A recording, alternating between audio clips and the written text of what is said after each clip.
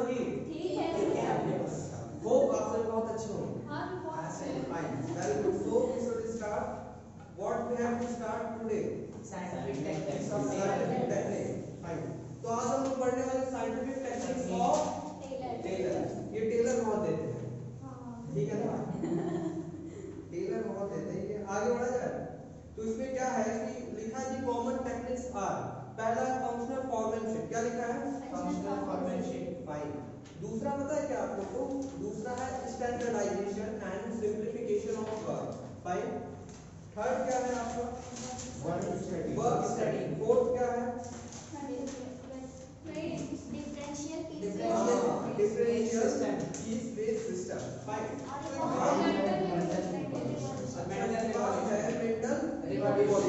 तो एक काम करते हैं, आपको बारी बारी बताइए, हम लोग लिख लेते हैं कि इससे क्या होगा ना कि हम लोग के माइंड में याद होगा, क्लिक हो जाएगा, कैप्चर हो जाएगा, याद हो जाएगा। कितने टोटल? 5। पहला क्या है? फंक्शनल पहला फंक्शनल फॉर्मेनशिप। Functional foremanship. और दूसरा standardisation and simplification of standardisation. Spelling गलत होगा तो बताइए। Standardisation and simplification of work. Simplification of work.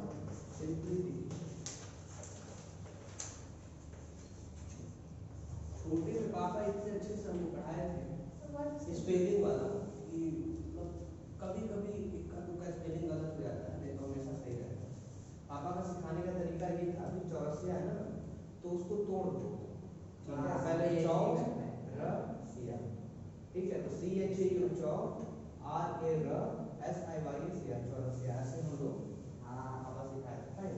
तो वो बहुत सही है, इसीलिए हम जब भी करते हैं ना तो पहले स्टैंडर्डाइजेशन मिला दो, इससे सही रहता है। फाइन। सो पहला है फंक्शनल फॉर्मेनशिप, दूसरा standardisation and simplification of what is third one? Work study. क्या? Work study. अच्छा, वर्क स्टडी। और इसके बाद डिफरेंशियल। कोई सो रहा है क्या? नहीं। डिफरेंशियल पीस है। Differential piece wave system. पता चला अभी अपना तारीफ की है नहीं, स्पेलिंग गलत हो जाएगा sir. Wave system. Mental revolution हमारा फेवरेट है, मुझे जो क्योंकि थोड़ा माइंड से रिलेटेड है। Mental revolution. हमको बस डर लग रहा है, पता है क्या? कुछ नहीं, डर नहीं लग रहा, मजा है। चलिए आगे बढ़ा जाए। तो फंक्शनल फॉर्मेनशिप हो गया, दूसरा क्या है? Standardisation and simplification of work. तीसरा क्या है? Work study. चौथा क्या है? Differential piece based system. Fine. Fifth क्या है? Mental revolution. फाइन। आप सभी को हम बता दें फंक्शनल फॉर्मेनशिप में क्या क्या आता है, बताइए आपको। Planning department, production department. Total कितने? 2 या 4? दो डिपार्टमेंट है ना? अच्छा, प्लानिंग और उनके अंदर 4, ठीक है। तो अभी हम लोग क्या कर रहे हैं कि फंक्शनल फॉर्मेनशिप के अंदर एक है अंडर प्लानिंग डिपार्टमेंट और एक क्या है? Operational department. Under operational department. तो उस हिसाब से देखा जाए तो थोड़ा जगह कम पड़ रहा है। फाइन, कोई बात नहीं, जगह कम पड़ा, पढ़ने दीजिए, कोई दिक्कत नहीं है। चलिए पहला क्या है? Production department. पहला आपका नाम है प्रोडक्शन डिपार्टमेंट। तो आप लोग याद रखिए कि एक होता है प्लानिंग था, कुछ भी नहीं जो है वो बताइए। पहला प्लानिंग था, तो प्लानिंग लिख दे रहे हैं। और इसके बाद क्या है? Production department. ऑपरेशनल डिपार्टमेंट लिखा, वही मतलब ऑपरेशन मतलब प्रोडक्शन। फाइन। चलिए तो अभी हम लोग इसको ना चिल्ला चिल्ला कर याद करेंगे। प्लानिंग डिपार्टमेंट के अंदर 4 आते हैं, बोलिए। रूट क्लर्क, दूसरा इंस्पेक्शन तीसरा आइए देखते कुछ कोड बन सकता है क्या इसका? पहला है रूट क्लर्क, RITD, कुछ नहीं बना है, रीति रिवाज तो बने RIT, ऋतिक कर RIT आ गया। दर्द हो रहा है। RIT और D से क्या होगा? हाँ आगे पीछे भी कर सकते हैं, ठीक है। तो अब देखिए ऋतिक का नाम है RIT तो R आ गया, IAT आ जाएगा, ठीक है। तो एक काम करते हैं, रित आप लोग करिए और बाकी जो D है वो भी याद ही रहेगा इसके। ये याद रहेगा कि RIT के साथ D एकदम अलग ही लेवल का था, मतलब वो मिल नहीं रहा था। फाइन, तो क्या है इसका RIT और एक और क्या बचा? D। मान लीजिए आप ध्यान में ये भी कर दिए, कुछ बोल दिए थे दर्द हो रहा तो D से दर्द, इसी का कुछ ना कुछ याद रखिए, ठीक है। आज में आगे अगर हम बोलेंगे कि प्लानिंग डिपार्टमेंट में चार कौन कौन से होते हैं, मतलब ये चार है क्या? एक्सपर्ट, क्या है ये? Only 4 expert. अगेन कि अगर प्लानिंग डिपार्टमेंट में 4 एक्सपर्ट कौन कौन से? रित, RIT, रीतिका, गणित, रीतिका ने ऋतिक, फाइन, ऋतिक। कुछ कुछ नाम है बस ए लगा दो तो लड़कियों का हो जाता है, जैसे अंकित, अंकित है तो अंकिता, ए लगा दो, ठीक है। और ऋतिक है तो ऋतिका, ऋतिक। और कोई नाम है क्या? नहीं, ए लगाने से फीमेल वर्जन में आ रहा है। फाइन, चलिए आगे बढ़ते हैं। ये क्या है प्लानिंग डिपार्टमेंट के अंदर? आर से क्या है? रूट क्लर्क, आई से क्या है? Instruction and card clerk, instruction and card clerk, T से टाइम, और डी से डिसिप्लिनरियन, क्या है? Disciplinarian. Fine, again again again again, पहला क्या है? रूट क्लर्क, दूसरा क्या है? कार्ड क्लर्क, तीसरा क्या है? Time and cost clerk, D से क्या है? डिसिप्लिनरियन। वेरी गुड, बहुत अच्छा, याद हो गया। अभी हम लोग इसको याद कर लिया, अभी हम लोग उसका मतलब समझते हैं। ऑपरेशनल में क्या क्या आएंगे? गैंग बॉस, हाँ एक हो गया गैंग बॉस, स्पीड बॉस। फिर कुछ ये बोलेंगे अभी, आप लोग ध्यान से सुनिएगा। उस समय दर्द कर रहे थे, इस समय देखिए क्या दर्द सही हो गया, ये भी हो सकता है, बोल सकते हैं। फाइन, तो पहला क्या है? गैंग बॉस, दूसरा क्या है? स्पीड बॉस, जीपीएस बन रहा है क्या? नहीं GSR बन रहा है। GSPI, GSR कहाँ से आया? इनको दिख रहा है गलती हमारा है, प्रिपेयर को प्रिपेयर देखते हैं। Gang boss, speed boss, prepare boss और इंस्पेक्टर। अभी इसको हंसी मजाक में कुछ कोड बनेगा, एक क्या हो गया? हाँ ये सर्जी बन सकता है, तो ये सर्जी हो गया, ठीक है। तो ऑपरेशनल में मैं आ गया हूँ, अभी इनका मजाक उड़ा रहे थे, मेरा हमको रेस्पेक्ट मिलता है। आप लोग सर बोलते हैं, वहां से आप लोग क्या बोलेंगे? सर जी, ठीक है। फर्जी मत बोलिए, सर जी नहीं बोलिएगा आप। Fine, so here we are going to study what is meant by S का मतलब स्पीड कॉस्ट है, स्पीड बॉस, S का मतलब क्या है? इंस्पेक्टर। Speed boss. I का मतलब क्या है? इंस्पेक्टर बॉस लगा दीजिए। और R का मतलब रिपेयर बॉस और गैंग बॉस। हम लोग को याद हो गया। S का मतलब क्या है? Speed boss.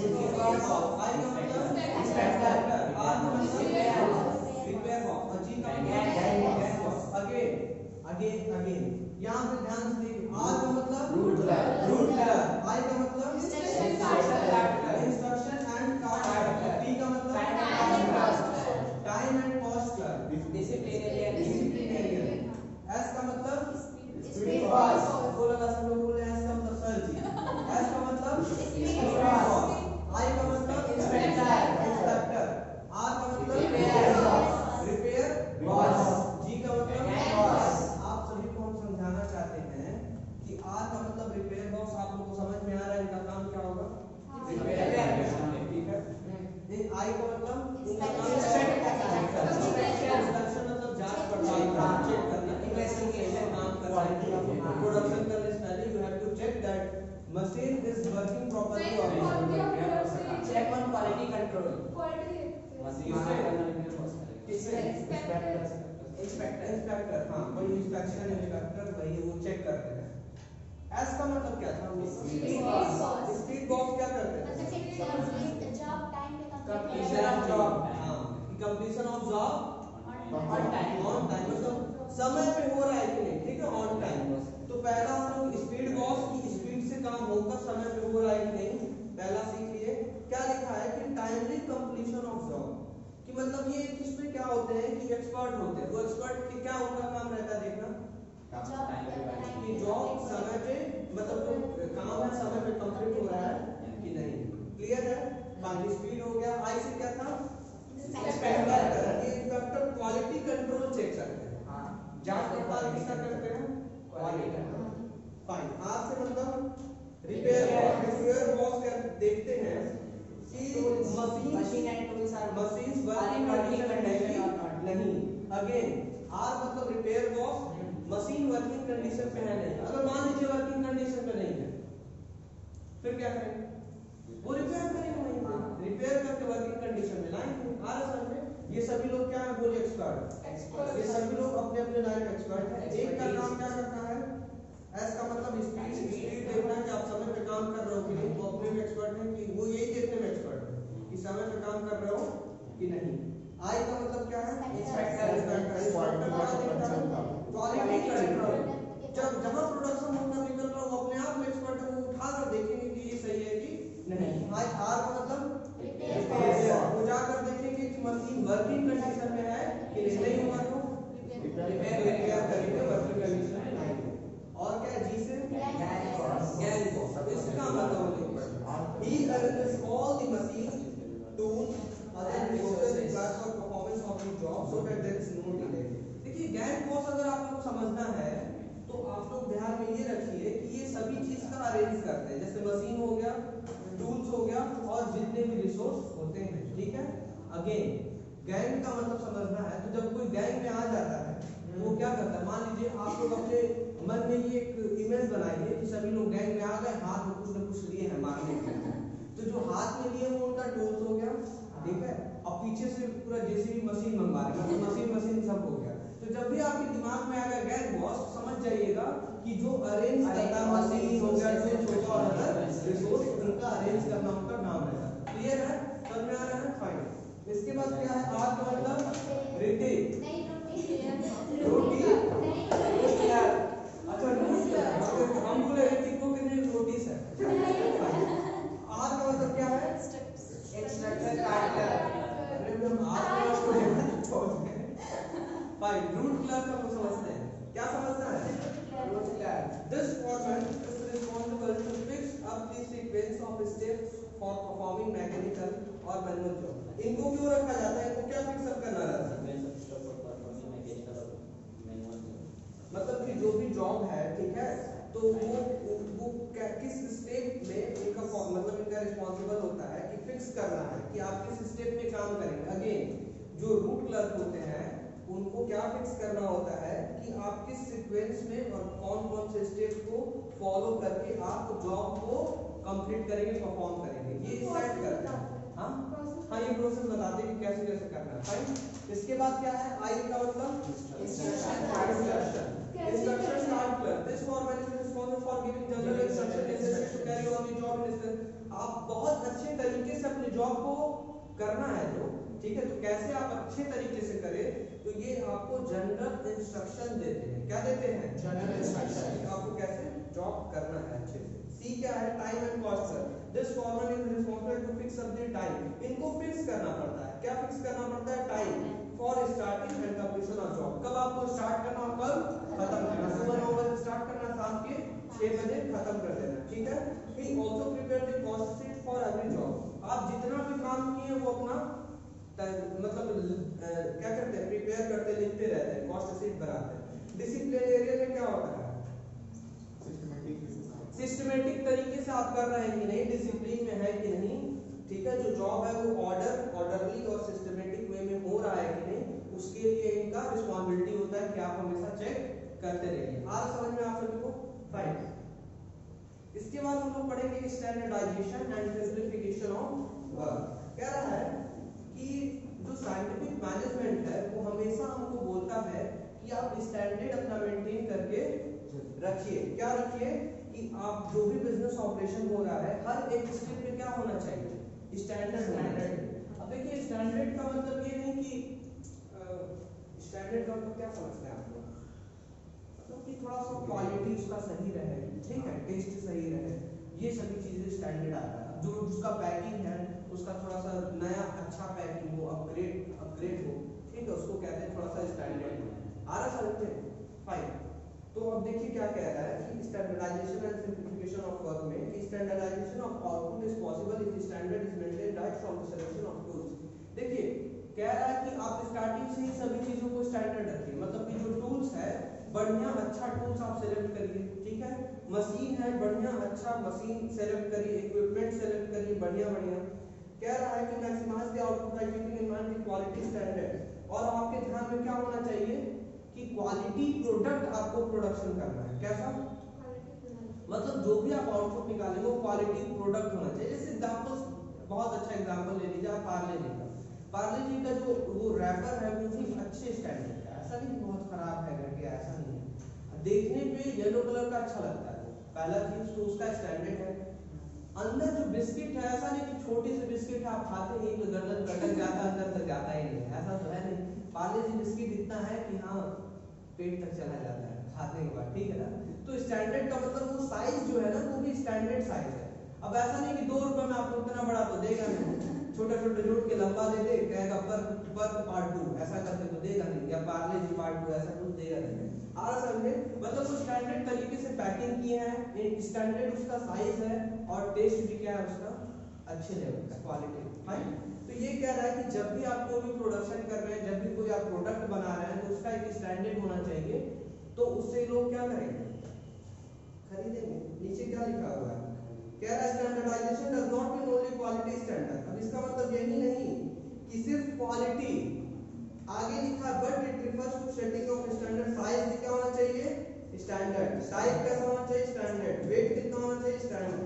क्वालिटी कैसा होना चाहिए? स्टैंडर्ड। मतलब हम यहाँ पे पहले से सभी चीजों को ले लिए थे जो यहाँ पे लिखा हुआ। क्लियर है?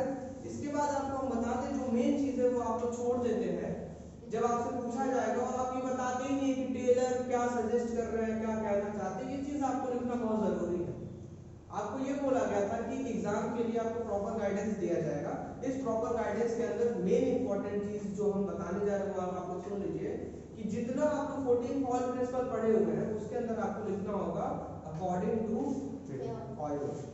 अकॉर्डिंग टू फॉयल वो क्या कहना चाहते हैं, आप हम हर एक पढ़ लीजिएगा, हर एक प्रिंसिपल्स में कि वो कहना क्या चाहते हैं। अकॉर्डिंग टू फॉयल वो क्या कहना चाहते हैं वो बहुत मेन है, उसको आपको एक्सप्लेन अगर करेंगे तो फिर आपको नंबर मिलना है।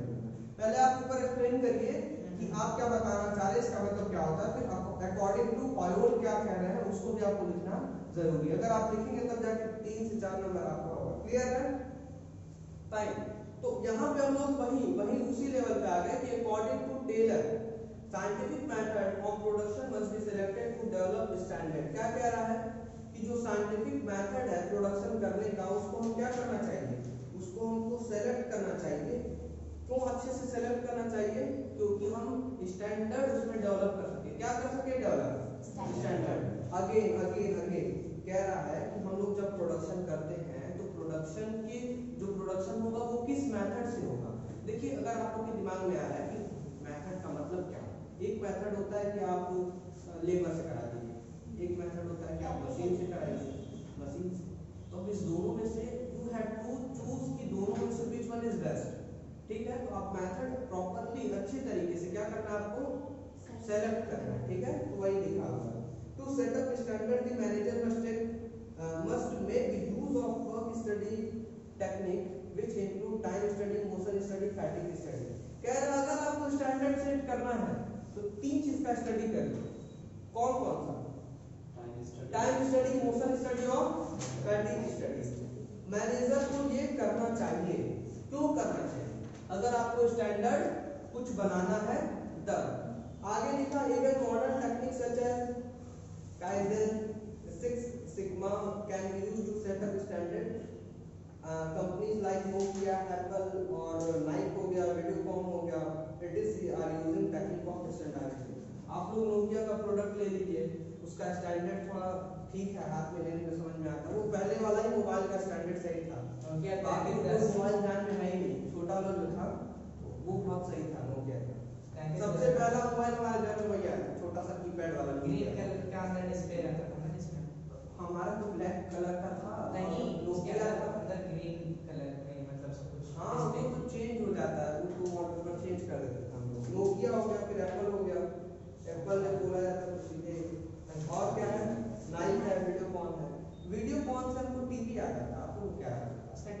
आता है ये पार्ट वीडियो का अच्छा वो DTH ठीक है।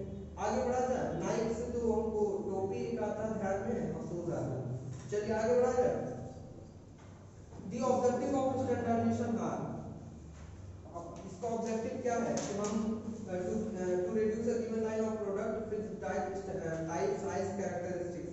इसमें ये कह रहा है कि हम स्टैंडर्ड क्यों चीजों को करते हैं, क्योंकि स्टैंडर्ड के अंदर ये आपको क्या आता है, कह रहा है कि line of product to reduce a given line of product. हम स्टैंडर्ड इसलिए बनाते हैं कि ज्यादा अलग अलग लाइन ऑफ प्रोडक्ट से बढ़िया कि आप एक ही लाइन ऑफ प्रोडक्ट में रखिए, पर उसका स्टैंडर्ड थोड़ा बनाकर रखिए, ठीक है। और दूसरा क्या है, दूसरा छोड़ दीजिए आप। तीसरा क्या लिखा है, टू मेंटेन क्वालिटी स्टैंडर्ड। बात सकता मतलब एक दो याद कर लीजिए कि अपना आप उसमें अच्छे से लिख सकें। अब इसके बाद आइए वर्क स्टडी। वर्क स्टडी के अंदर क्या आता है, फैटिग स्टडी में बताओ क्या क्या करते हैं। फैटिग स्टडी में क्या, हाँ पहला कह रहा है कि the frequency of rest interval, कि मतलब कोई काम कर रहा है तो पूरे काम करने के दौरान उसको कितना रेस्ट चाहिए, रेस्ट के लिए उसको कितना समय चाहिए। दूसरा कह रहा है कि ड्यूरेशन ऑफ रेस्ट इंटरवल, अगर वो तो आराम कर रहा है तो कितने समय का होना चाहिए। और तीसरा कह रहा है कि number of rest interval, number मतलब कितना होना चाहिए, ठीक है। अब आइए हम समझते हैं फ्रीक्वेंसी का मतलब क्या है। फ्रीक्वेंसी का मतलब कितनी बार, ऐसा कुछ बोल रहा है ना कि अब कोई काम कर रहा है तो फ्रीक्वेंसी क्या है, कितनी बार जा रहा है। तो कितनी बार जा रहा है तो नंबर भी हो जाएगा, कोई बात नहीं। जो तीन चीज आपको बताया गया वो तीन चीज ध्यान में रखते हैं और फिर उसके आगे हम लोग पढ़ते हैं, जो भी चीजें सब कुछ समझ में आ जाएगा। अब हम लोग एक एग्जांपल ले रहे हैं, मतलब इसमें बताया हुआ है कि हम लोग क्या पढ़ने जा रहे हैं कि a person is bound to get tired when he is performing a job for a long time of period. अच्छा ये बात सही है कि नहीं कि अगर कोई काम करेगा लंबे समय तक तो उसको क्या चाहिए, मतलब वो थकेगा, ये कंफर्म है, उसको थकेगा तो उसके बाद रेस्ट चाहिए उसको। There is always need for rest. कह रहा है कि कोई भी सुबह से शाम तक काम कर रहा है तो वो टायर्ड मतलब थकना ही थकना है, और उसको जब वो थक जाएगा तो उसको क्या चाहिए, रेस्ट चाहिए। टेलर सजेस्टेड, यहीं से इंपॉर्टेंट हो गया आ रहा समझ में कि टेलर क्या सजेस्ट करते हैं। कह रहा है Taylor suggested that the time period and frequency of rest interval should not be decided by the wish and experience of the manager. कह रहा है आपका एक्सपीरियंस क्या है, आप क्या चाहते हैं, उसकी वजह से नहीं होगा कि आप कितना चाहते हैं, इस ऐसे तो होना ही नहीं चाहिए। But to give a scientific approach, पर क्या देना चाहिए हम लोग को, साइंटिफिक अप्रोच, ठीक है। Fatigue study must be conducted, इसके लिए हम लोग को कौन सा स्टडी करना चाहिए, फैटिग स्टडी। अब आप कह रहे हैं सर फैटिग स्टडी क्या होता है, कह रहे हैं टू कंडक्ट फैटिग स्टडी, और हम समझने जा रहे हैं कि क्या होता है fatigue study. Taylor suggested to observe an average worker when he is performing a job. क्या बोल रहा है कि जो टेलर है वो सजेस्ट कर रहा है कि जब कोई एक किसको हमको लेना, एवरेज वर्कर को, मतलब कि जो बहुत अच्छा ना काम करे, जो एकदम खराब भी ना काम करे, ऐसा वर्कर लीजिए जो बढ़िया काम कर रहा है, एवरेज वर्कर आप उसको उठा लीजिए। उस जब वो काम कर रहा है, जो वो जॉब को परफॉर्म कर रहा है, तो उस समय आपको क्या करना है, उसको टाइम नोट करना है कि वो कितने समय तक काम कर रहा है और कब काम करने के बाद वो थक गया, तो सब लिखा है इसमें। कह रहा है note down the time when that worker start getting tired. अब वो आप समय लिख लीजिए जब वो आपको लग रहा है कि हाँ वो एकदम थक चुका है, ठीक है। उसके बाद क्या करेंगे, when his efficiency level start decreasing, तब हम लोग को सब कुछ लिख लेना है। देन गिव हिम ब्रेक, तो हम क्या देंगे, ब्रेक देंगे। This time can be noted to decide frequency of rest interval. अब आपको उसमें हम ये टाइम क्यों नोट करेंगे, क्योंकि इसी से हमको क्या पता चलेगा, फ्रीक्वेंसी पता चलेगा। फ्रीक्वेंसी का मतलब नहीं समझ में आ रहा है, इसको आ रहा समझ में, फ्रीक्वेंसी का मतलब क्या है, कितनी बार होता है, क्या, this can be noted to decide frequency of rest interval, मतलब कितने समय के बाद उसको जरूरत पड़ रही, कितने समय के बाद उसको जरूरत पड़ रही है, इसको हम लिख लेंगे, फाइन। इसके बाद क्या करेंगे, and during break after how much time the worker became fresh to rejoin the work. जब वो काम करने के बाद आराम करने के बाद कितना आराम कर रहा है, ठीक है, कितना आराम, कितने समय आराम करने के बाद फिर वो फ्रेश हो रहा है, फिर काम पे जा रहा है, ये सभी चीजें हम लोग क्या करना चाहिए, नोट कर लेना चाहिए। आगे क्या लिखा है, so if frequency and time of rest interval difference by the observing worker differently it will be more scientific. अगर यही सभी चीजें हम नोट कर लें तो ये हमारे लिए क्या रहेगा, बहुत सही रहेगा। ठीक है, जैसे मान लीजिए इस क्लास में बहुत सारे बॉयज हैं और जो ऋतिक जी हैं हमारे माइंड में बैठा कि हाँ बहुत सही काम करते हैं, एवरेज वर्कर है, न बहुत अच्छे हैं न बहुत खराब हैं, मतलब एवरेज है। ठीक है, सही ठीक ठाक है। अब हम लोग इनको उठा लिए, अब कह रहे हैं चलिए आप काम करिए। 2 घंटा काम करते करते ये थक गए तो हम लिख लें कि हाँ 2 घंटा 6 मिनट में ये थक रहे हैं, थक चुके हैं, थक गए हैं, आराम से। फिर उसके बाद ये आराम कर रहे हैं, आराम करने में 10-15 मिनट आराम किए, 20 मिनट के बाद कह रहे हैं सर अब हो गया, हम जा रहे हैं काम करने। तो हम लोग नोट कर लिया कि 20 मिनट बाद ये एकदम अपने आप को फ्रेश रिलैक्स फील कर रहे हैं, अब ये फ्रेश हो गया, रिफ्रेश कर लिया अपने आप को। फिर ये क्या किए, फिर जाकर ये काम करना स्टार्ट किए। तो फिर हमने सब लिखा, फिर ये कब थके, फिर उस समय कितना चाहिए, वो सभी चीजें हमने नोट डाउन कर लिया। तो ये कहते हैं साइंटिफिक अप्रोच कि आप कर कर देख रहे हैं, हर वन में चलिए। फॉर एग्जांपल में आप लोग सब लोग पढ़ लीजिएगा अच्छे से प्रॉपर तरीके से, इसको समझ में आ गया ना, यही काफी है। मेथड स्टडी क्या है, कह रहा है method study technique of scientific management is conducted to find out the one best method of performing a job which keeps production cost minimum and makes maximum use of resources of the organization। देखिए method study मतलब कि कौन सा method हम use करें, production करते समय हम कौन सा मेथड यूज करें। अब इसमें दो ही आता है कि एक होता है लेबर और एक होता है मशीन। आपको पता होना चाहिए इसमें ये कह रहा है कि आप वही मेथड यूज करिए जिससे आपका कॉस्ट कम हो, किससे क्या हो कम, आपका कॉस्ट कम हो, क्लियर है। और ज्यादा से ज्यादा मैक्सिमम यूज ऑफ रिसोर्स की, आप रिसोर्स का बहुत ज्यादा